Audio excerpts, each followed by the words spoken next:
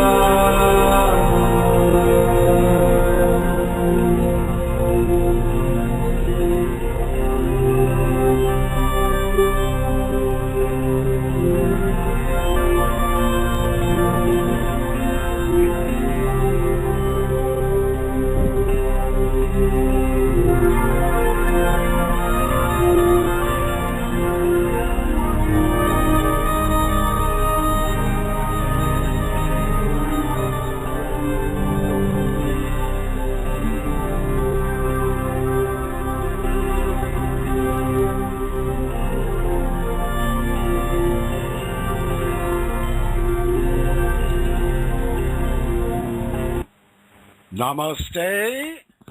I welcome you with great love and great respect. Thank you very much for tuning in, whether live or in the archive, to Meditative Living. For today, I'm your host, His Holiness Swami Shivananda Giri. I represent the teachings and blessings of a lineage of enlightened and liberated masters. My master is His Holiness Mahamandeleshwar Paramahamsa Swarupananda Vishwaguru Maharaj. He was the first American-born white man to be invited into the rank of the 80 Mahamandeleshwars on planet Earth in the third dimension. So that's a little about me. Thank you very much for being here. I look forward to answering questions, commenting on situations. A little test I would like to share with everyone today. I get a number of people who ask me, when will I know I'm enlightened? This is a very common question, and it does not really have a cookie-cutter answer.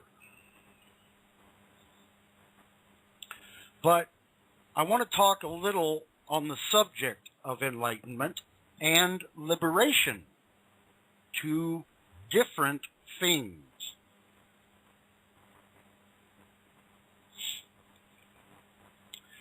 Enlightenment is not something that you put forth effort and then gain. That is incorrect. Not the way to think of it at all. Enlightenment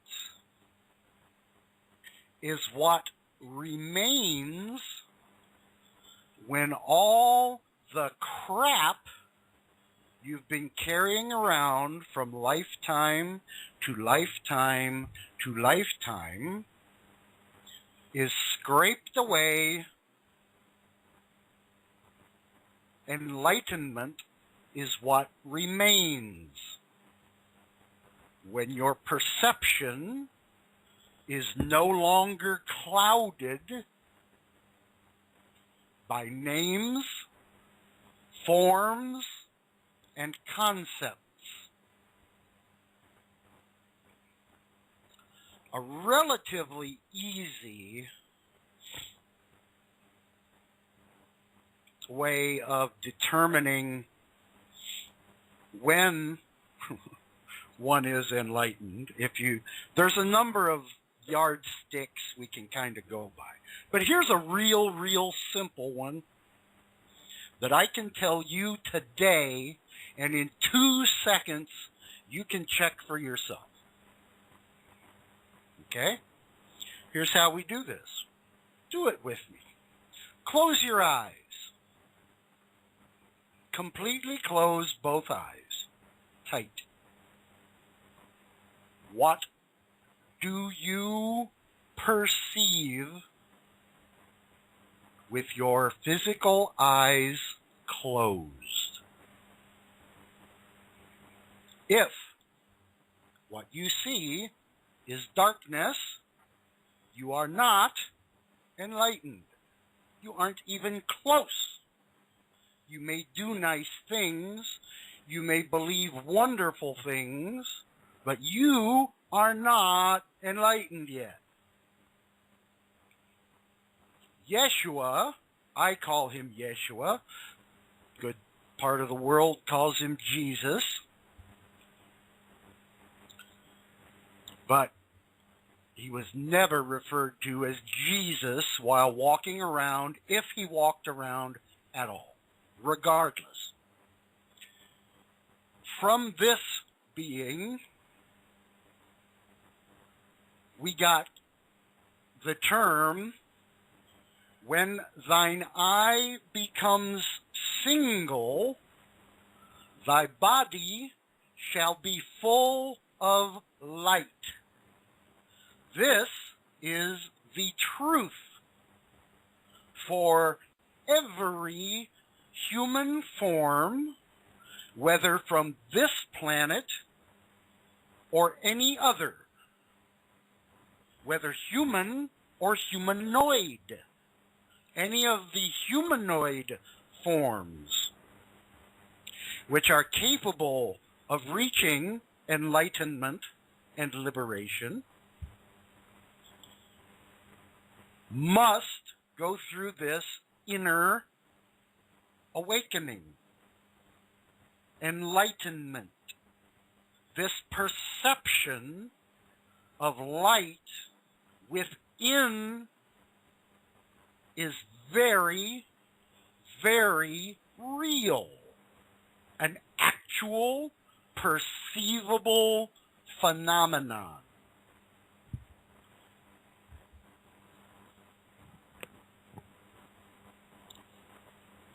So, to all my brothers and sisters who may listen to this and think themselves enlightened because their ego likes that word, you're full of shit. Get to the real work. Destroy thoughts. Destroy reactions. See, then be source. source in all reality is beyond any name or any form or any ability, any concept. At the very highest level, nothing is happening at all. It is stillness and silence.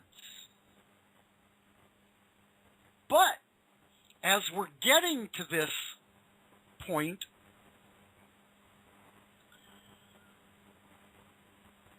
we feel by hearing things like nothing is happening or stillness and silence that it is a lack of something,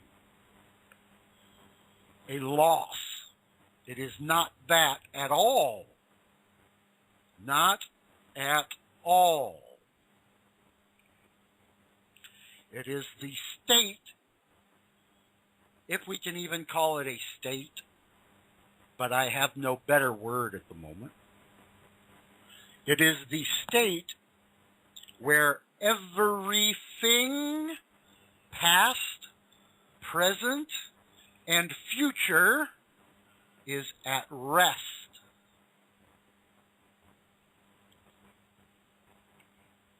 Not manifested. And when you first hit that, this state I'm speaking of,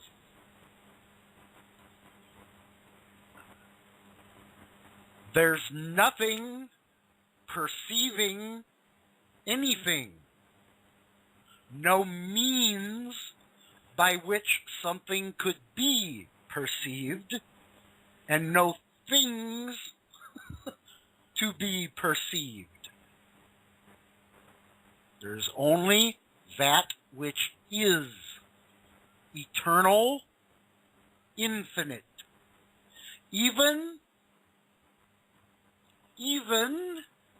the activities of light and bliss are not there.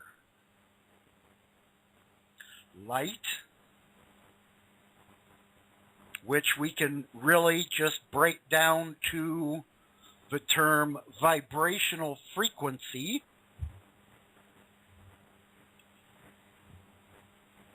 nothing's moving. The first time I was there, again, saying there is not exactly correct. I just don't have a better word that you'll understand more readily. But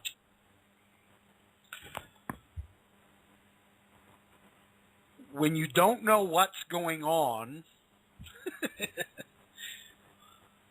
my mind, after this occurred, could only put it into a time context. See, once your awareness expands to the point where it is free from time and space limitations, it then is infinite and eternal. Due to the limitations of time and space, the individuation, okay, this which you currently perceive your physical body, its physical and psychic senses, and the individuated, externalized mind and thought patterns, currently that is what you take yourself to be, primarily. This is how we're trained. This is the way our society trains us. It is not the way that the masters of the past, the mystery schools, and such have talked about these things. Okay? Keep in mind that society on planet Earth has been being led away from the truth for a very long time. And the truth, these same folks, I like to call them the archons. I don't care what other words you may use to describe them. The Gnostic term archon describes them perfectly to me and the way I understand them to be. But these archons, their greatest power is in lying and creating fear. So that's what they do. These archons also brought us the New Age movement, which is a bunch of shit. Ineffective techniques, ways to get yourself into trouble, ways to get yourself completely tricked and victimized by residents of the astral, which are not the least bit friendly, but they'll act like they are, and then they will cause you a crap load of suffering. Unfortunately, I see tons and tons and tons of this New Age crap. Especially through these folks who claim to be channelers of this great being or that great being. They are also completely full of shite. Only a lower level astral entity requires a physical channel. Period.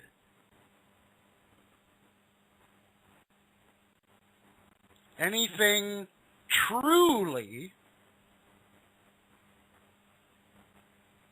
having mastery can do anything it wants for any purpose without limitation. And that's the way it really is.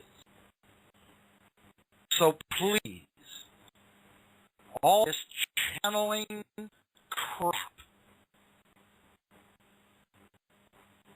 from this archangel or this Pleiadian, or it's all bull crap. It sounds lovely because it's supposed to. None of it, I noticed, none of it encourages you to sit down, shut the hell up, and meditate so that you can have divine reveal itself within you. It keeps telling you wonderful things are coming from other places, and it's all crap. No fleet of ships from any galaxy is coming to save the Earth.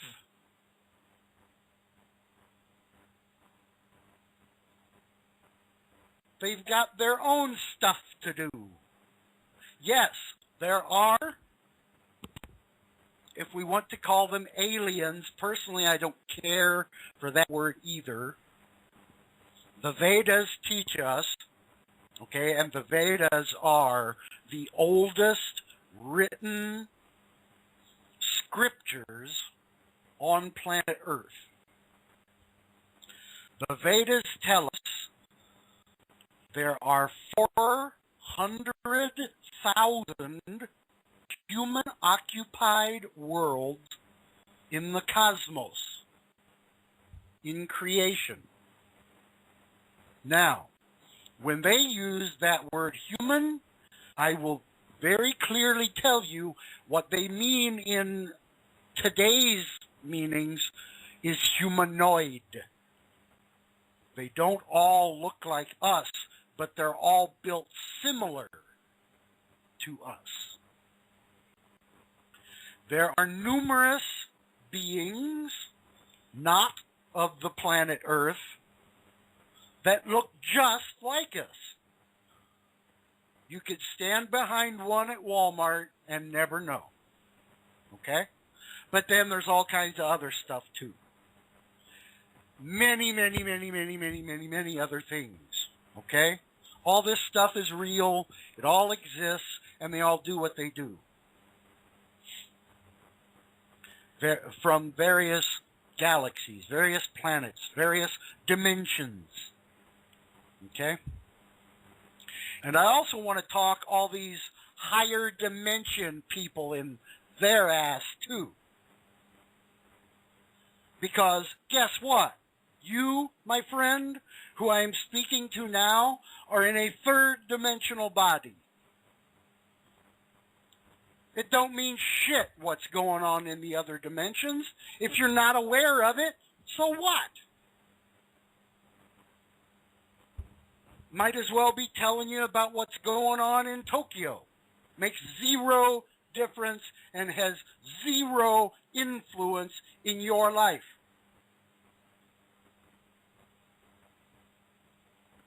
Now, in the process of awakening from the inside, in the silence, which only comes when you sit down and shut the hell up. Through that, numerous things can be revealed to your experience, your awareness.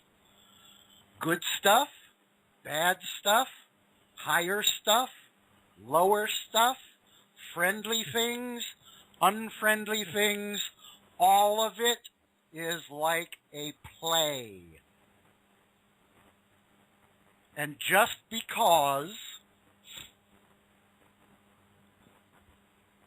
you can see other players or other places within the singular play of consciousness doesn't mean anything. None of that is the goal. In fact, chasing that stuff keeps you further from the goal. If you want everything, you have to seek nothing. Then it will all become clear. Until then,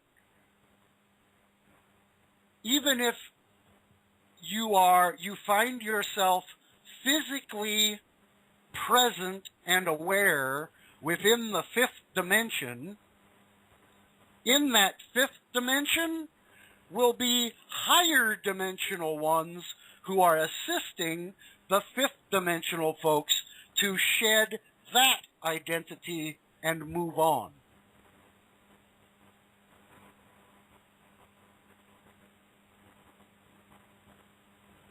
And you, being a third dimensional being, you don't need any of that stuff. It's highly likely you'll get experiences along those lines in the process of awakening. It is not required. It's not important for you to know anything about past lives. You will, more than likely, have awareness of past lives, but you don't have to go chasing after it. You don't need some psychic to tell you anything about that stuff. That's done. Nothing can be done about it. You can't change it. It's just done. You are here now. Right now. Work from that only. And if you don't spend any of your right now being quiet, closing your eyes, turning off any audio stimulation, and going within, you will not find this. That is just the way it works.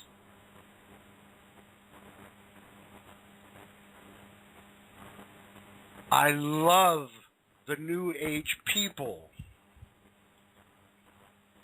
I am so sorry for the way they are thinking, because it is lies.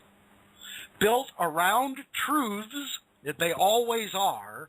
They'll give you a big chunk of truth and then enough lie to keep you from getting to that truth.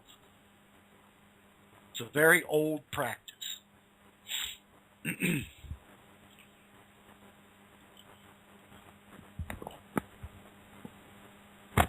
But these people will be psychologically crushed by events in this third-dimensional existence. Especially those who are of the type that are always, oh, love and light, oh, love and light, oh, no negativity, oh, no, that's negative. You're all of it, all the time. Wake up to that. Do not become polarized, thinking you are one but not the other. No. Freedom and liberation, which follows enlightenment, this liberation is freedom not of the individual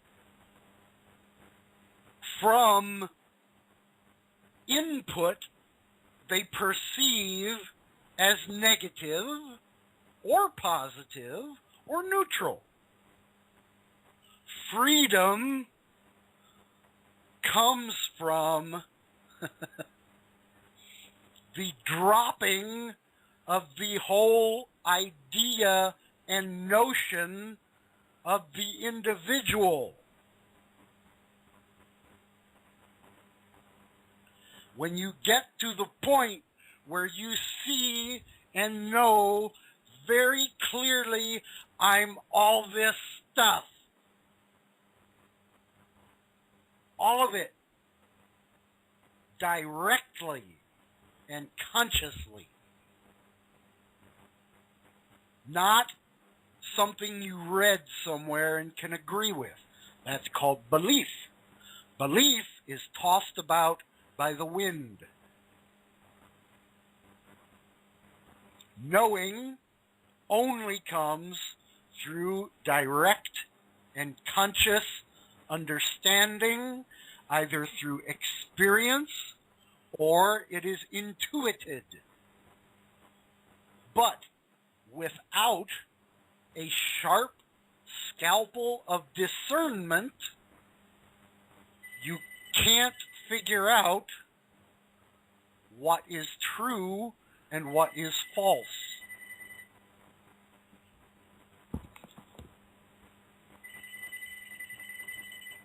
I'm not going to answer that. Reset.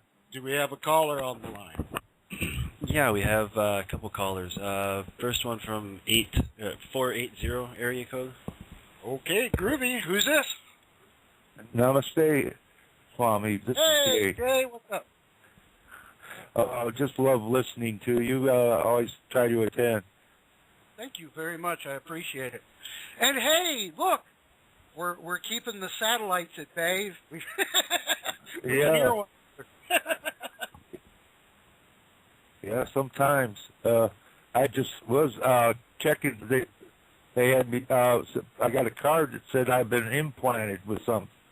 So I called it up to make sure I wasn't implanted with an RFID chip. I'd hate to have to go through the hassle of building a magnet to wipe out its memory. Wait a minute. What? Okay, hold on. First of all, allow me to be just completely ignorant and ask, who the hell sends you something announcing to you you've been implanted through the mail? The people who put the heart valve in me. Ah, okay. Well, because So I would be so I some called it up and make discussion with sure another I made sure it was not a RFID implant that they put in me. Right. Or I'd have taken precautions for it. I would have just used the magnetic pulse to disable it. But right. Well, good. That's one less thing to have to be bothered about. well, people worry about the fears of these things. Basically, what you do, you become direct. I call them up and ask them about it. You know, quit having your fears about things. If you go through things, you won't have half as many problems. Right. Fear is a lack of knowledge. Mm-hmm. Pretty Besides, much.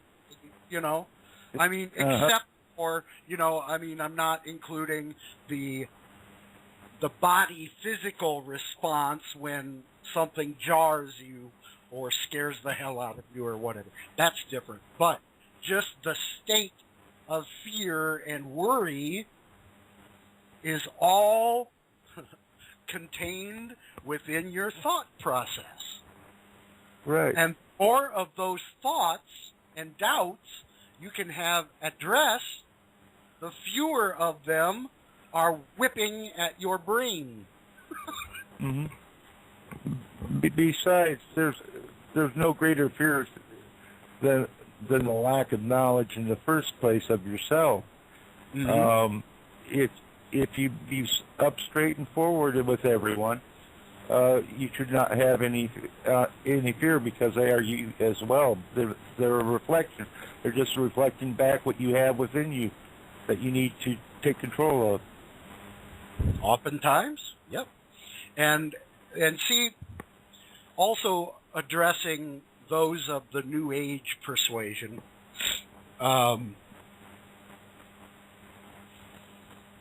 each and every form that you look at, every human you see, has the complete right of free will to conduct themselves in any way they like.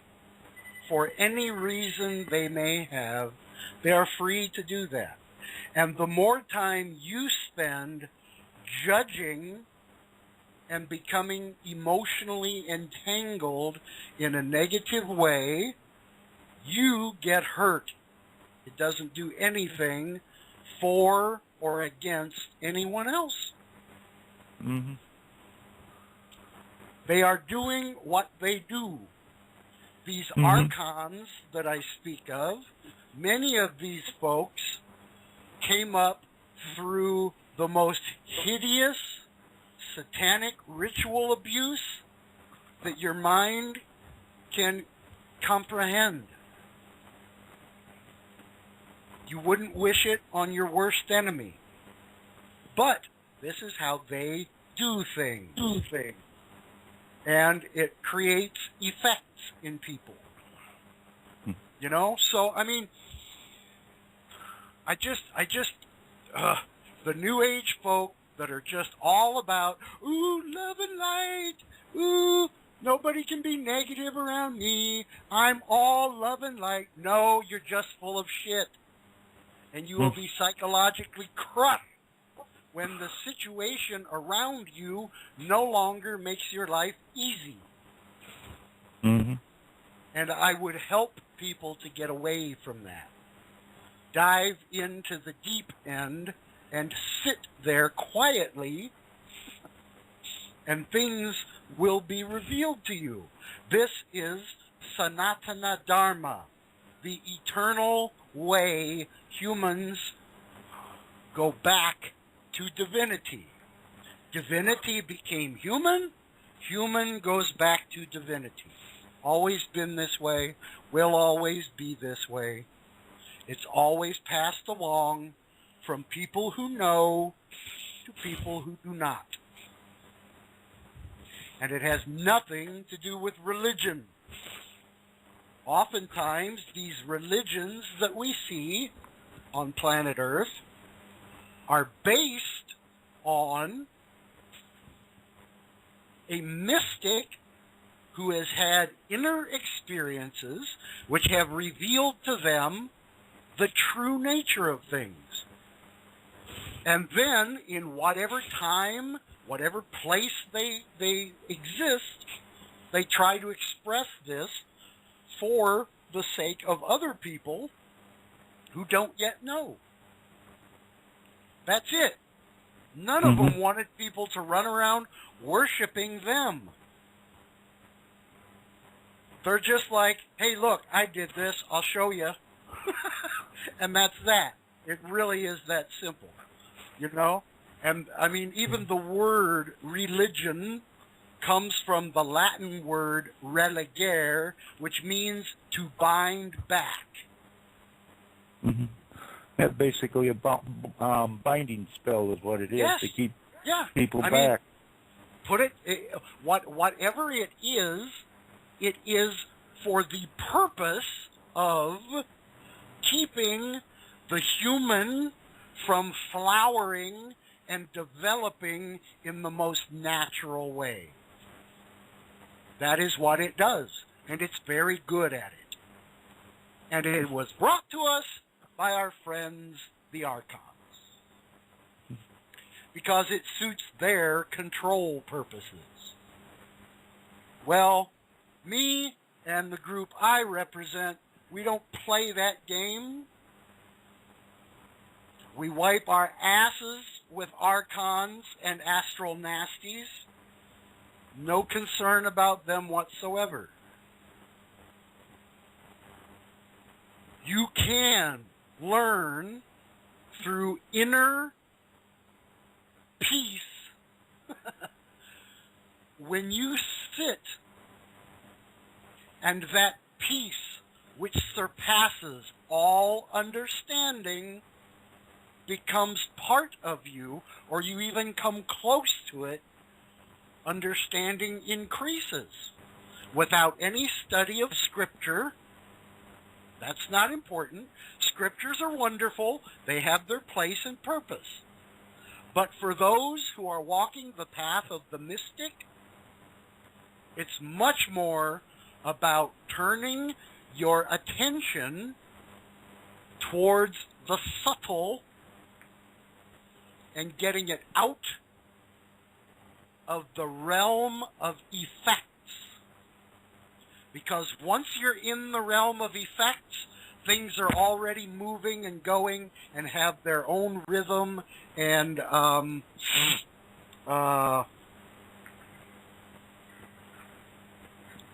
their impetus that carries them forward. Somebody's at the door. Leave it at the door! I tell you what, Jay, carry on a conversation with Reset. I got to go to my door and sign for something. I'll be right back. Okay. We've actually got Michael on the line, too. You there, Mike? Namaste. Can I be heard? Yep, there you are.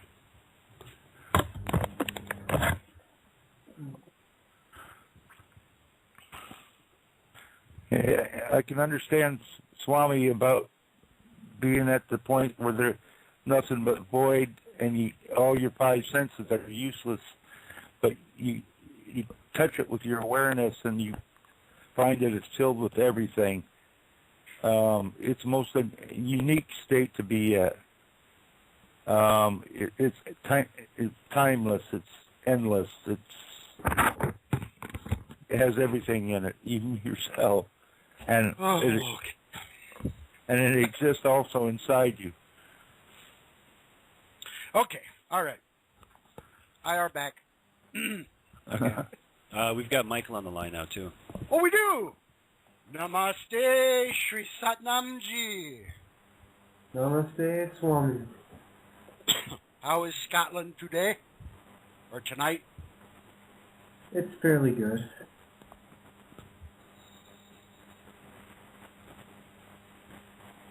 Do we have anyone else on the line? Myself and Jay. I'm here. Okay, just wanted to make sure. No. The Nikki and family call dropped, so I'm not sure what happened there. They can call back in. Okay, no problem. Reset. How's practice been? Good. I've actually recently started meditating without my glasses on and noticed that it's a little bit easier. Huh. I don't know. I guess. Yeah, if I know we never discussed that, but yeah, I don't meditate with your glasses on. Yeah. It's just something I didn't even think about, and then the other day I was like, oh, my eyes are kind of sore. I think I'll take my glasses off while I do this, and it helped. Excellent. Michael. Yes, I'm back. How's You hear me now? Yeah, I can hear you. How's practice? Unfortunately, this week has been a complete mess. Okay. You what? I ended up getting sick, so I ended up... Yeah.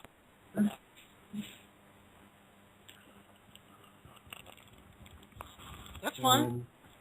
Sadhana, okay, the word sadhana means the practices one does in order to reach enlightenment and liberation. Keep in mind, enlightenment itself is not the goal. It is a step. It is not final. You can go through a number of incarnations where that form is enlightened and its mental functioning is enlightened, but that doesn't automatically make you liberated from the process of incarnation. So keep that in mind. Okay? At least when you talk to this Swami. This is how I define these things. And since I come from the lineage of masters whose shoulders I get to stand on and pontificate, I am uniquely qualified to tell you this.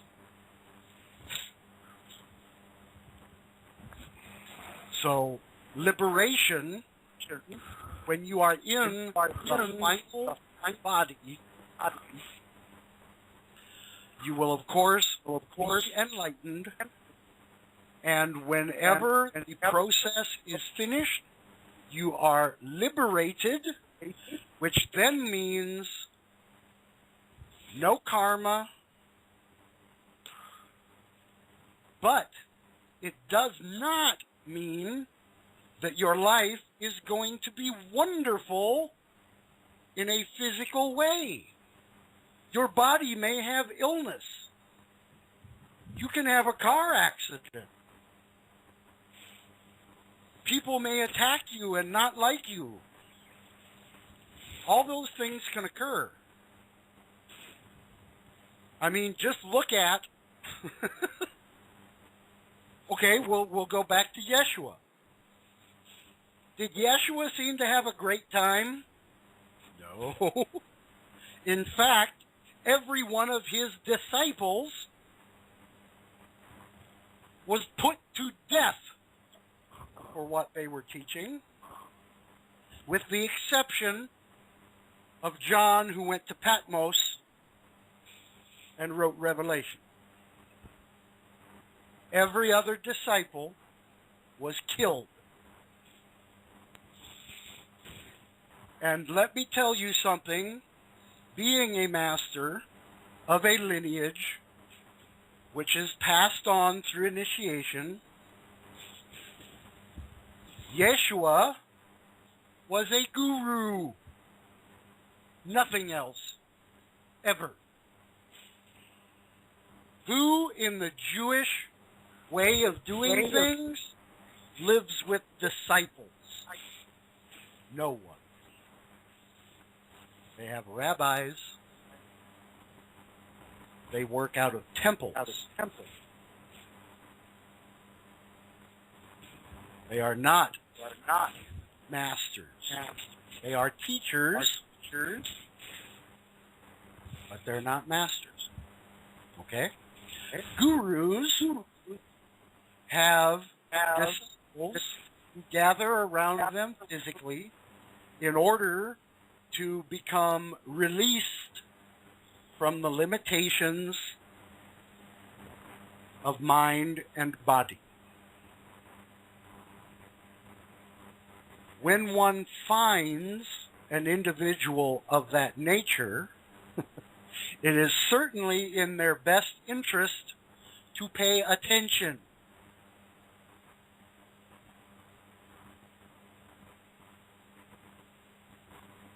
Because there will be things that are exchanged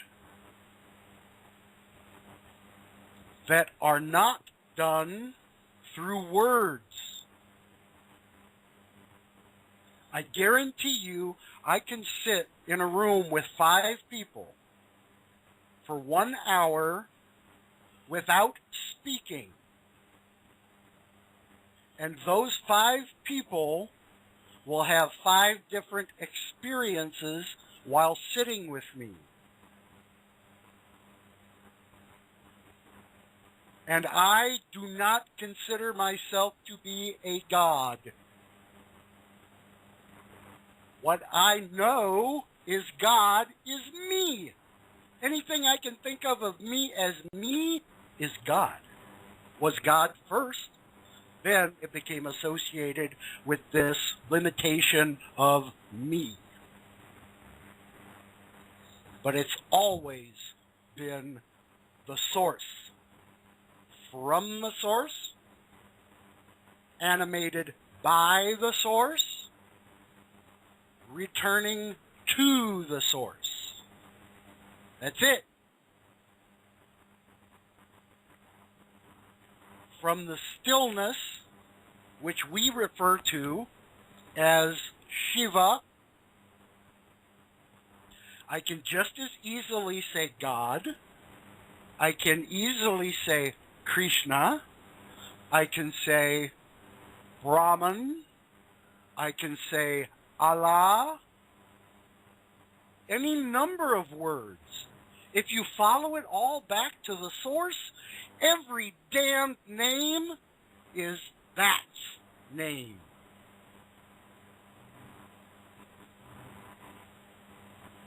Those names who we associate with having achieved this great enlightenment and liberation, whatever you may think those words represent,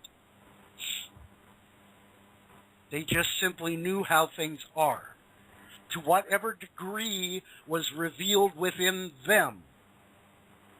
Now, when one gets to that place, again, place is not a correct term, but we're having a conversation in 3D, so I'm using words you will readily understand. When one gets to that, and just is that, no more wondering about it, just that's what is, then their frequency alters. It becomes both still and fast at the same time. And when people come around them, it creates, well, now forgive me, I am completely ignorant on science, and thankfully we have Jay here, but in my terms, this then creates in the one who comes to talk to them a sympathetic resonance. An effect is created in the one who comes. And somehow something is somewhat changed. And whether it appears to be sped up or slowed down makes no freaking difference whatsoever. And I will guarantee you the master is having no thought relative to that at all. The perceiver of it, the experiencer of it, will very naturally, from their point of perception, accredit the master in taking some action which causes this effect they are experiencing. In truth, it's not like that. The master need have no thought whatsoever about it. It just happens.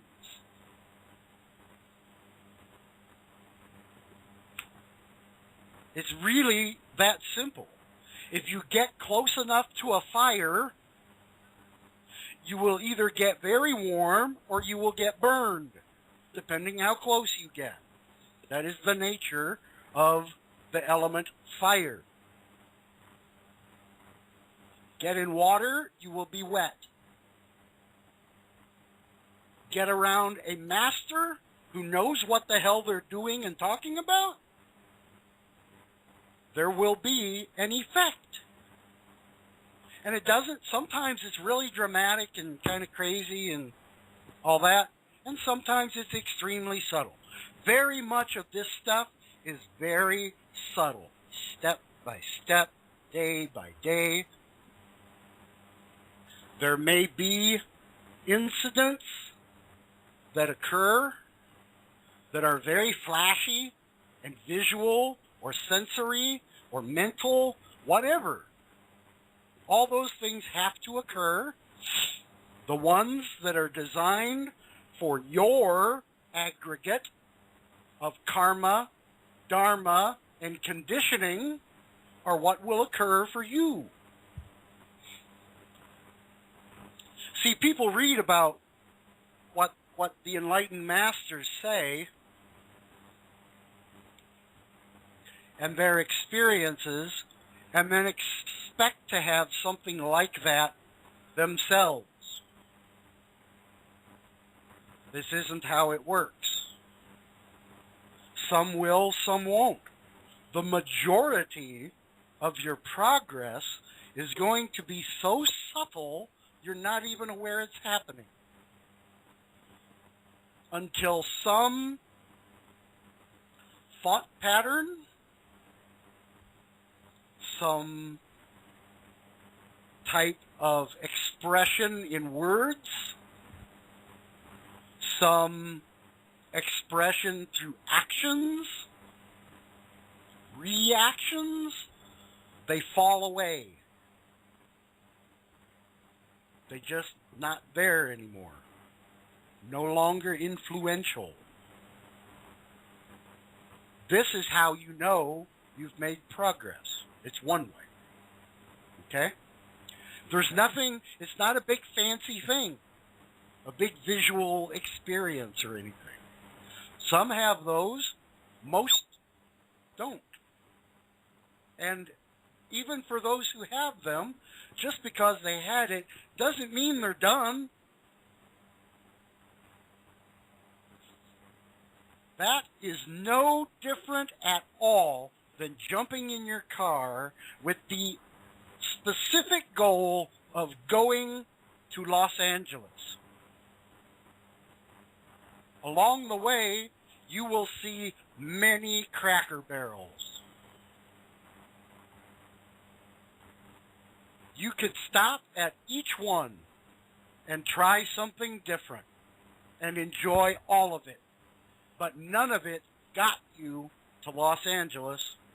Didn't really have much to do with it. It's just you experienced that because you were already doing the going to Los Angeles thing.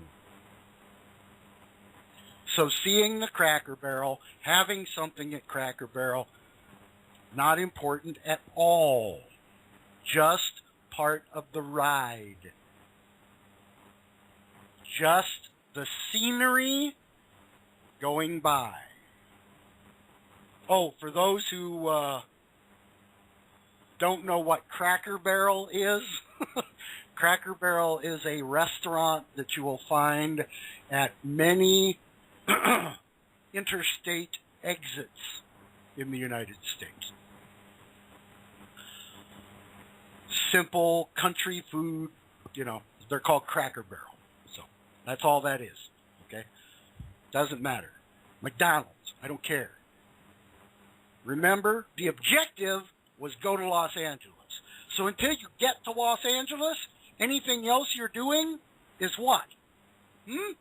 Doing something else. Not going to Los Angeles.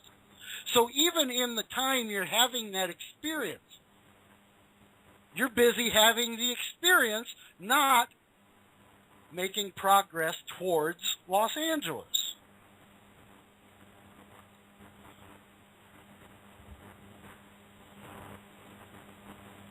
Enlightenment and liberation I refer to as this Los Angeles. Meditation, contemplation, and repetition of the mantra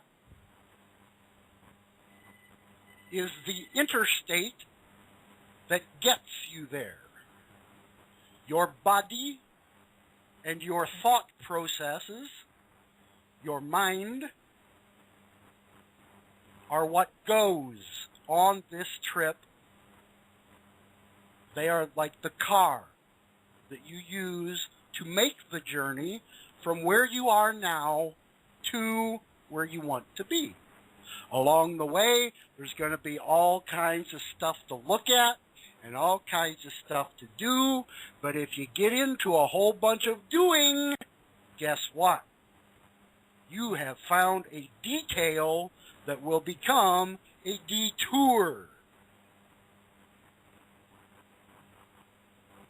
I authorize those that I serve to do exactly 0 in the astral, 0 in the 5th, 8th, 10th, whatever dimensions. You may experience some of that stuff, but don't go looking for it. Because in that time you're looking for it, you could have actually been making miles toward it. Okay? All cool stuff. I'm not saying it's bad. I'm just saying for some people, the time is here for you to go directly to the source. No mucking about. No playing around. All that stuff will still be there when you're done discovering the supreme that there is to discover. All that stuff will still be around. And you can play with it all you want. You will be the master of it. All of it will serve what you decide to do.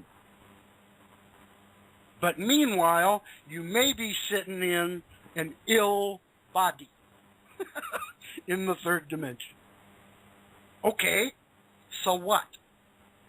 Are you still breathing? Can you do the mantra? Can you sit quietly? If so, more progress can be gained. Thank you, everyone, for calling in. Namaste. I leave you with great love and great respect. I want you to know everything I know and more. I don't want your money.